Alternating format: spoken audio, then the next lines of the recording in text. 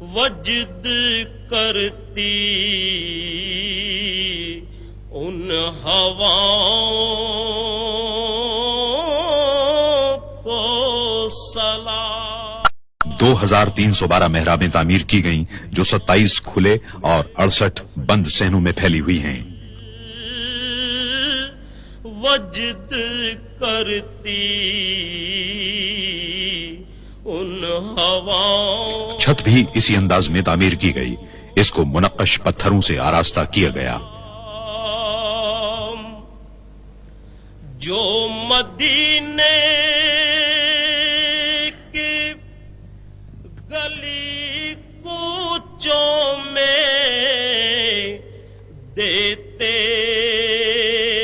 ہیں صدا،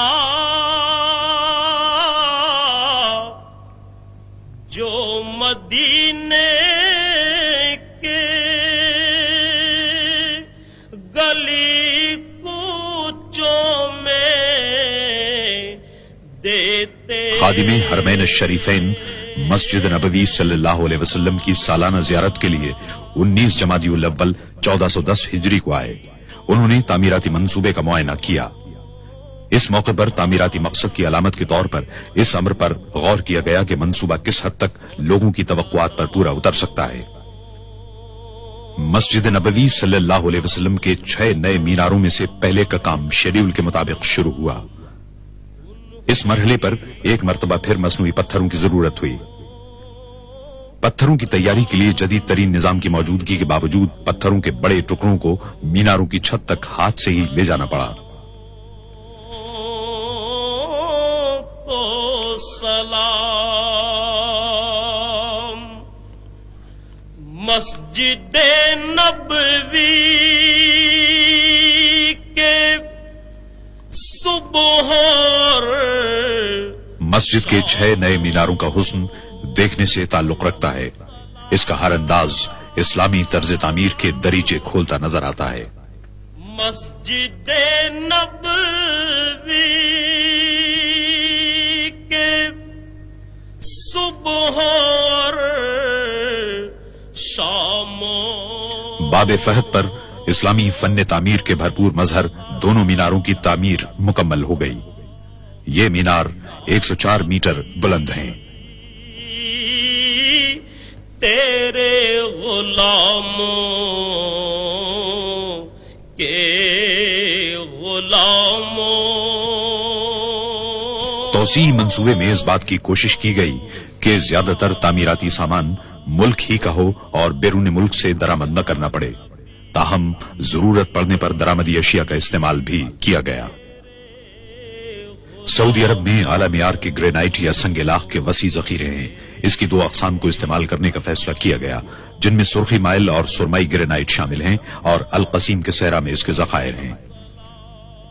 گرینائٹ کا شمار ایشیا کی سخت ترین چٹانوں میں ہوتا ہے اور اسے کاٹنا انتہائی دشوار ہوتا ہے۔ کرتے ہیں روز و شب۔ توسیع منصوبے کے لیے خاص طور پر قائم کی گئی فیکٹری میں گرینائٹ کے سلوں کی تمام خامیوں کو دور کیا گیا۔ یہ فیکٹری دنیا میں اپنی نوعیت کی سب سے بڑی فیکٹریوں میں شمار ہوتی ہے۔ اس میں ہر مہینے 600 مکعب میٹر گرینائٹ کو نمٹانے کی گنجائش ہے۔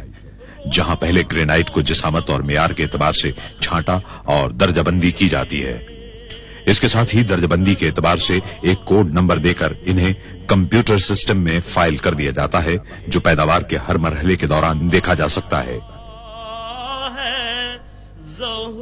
گرینائٹ کی سلوں کو کاٹنے کا عمل دن رات جاری رہا۔ کٹائی اور پالش کے بعد ہر ٹکڑے کا پوری طرح معائنہ کیا گیا اور روانہ کر دیا گیا۔ آخری معائنے کے بعد تمام اینٹوں پر انفرادی اور تعمیراتی علاقے کے کوڈ نمبر ڈالے گئے تاکہ تعمیر کے دوران انہیں درست مقام پر نصب کرنے میں سہولت رہے۔ مسجد کی توسیع کے ہر پہلو کے تفصیلی منصوبے تیار کیے گئے تھے۔ سلام سلام۔ مسجد کی 4 دیواری کے لیے 1,20,000 اینٹوں کی ضرورت پڑی۔ تیرے